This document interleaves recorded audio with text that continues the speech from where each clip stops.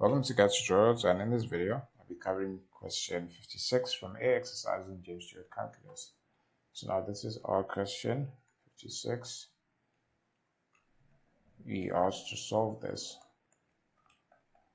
And once again, just like in the previous question, question 55, this can be solved by having this exactly as it is. So the absolute value of any expression is either the expression itself or the negative form of this expression. In the negative form of this, so if the negative sign, or if you multiply this through by -1, then it will be 5 minus x.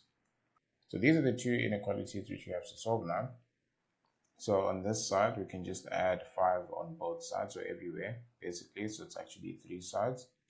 Here we have 5, here we have x, and on this side we have 5.5, which is the same as 11/2, and that is our solution there. On this side, we can subtract 5. So if you subtract 5 everywhere, you're going to have this, and on this side, we're going to have -9/2. So a half subtract 5 is -4.5, which is this expression. Then we can divide everything by -1.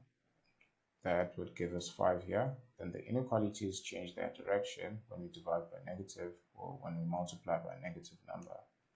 So these are our new signs, and if we fix these, because this is obviously smaller than this, so the correct form, or the logical form, would be this. And these are our two solutions. And if you want to give them in another way, then you can say x is an element, now using round brackets, because this is not less equal to, it's just less. You're going to have 9/2 to 5, then from 5 to 5.5.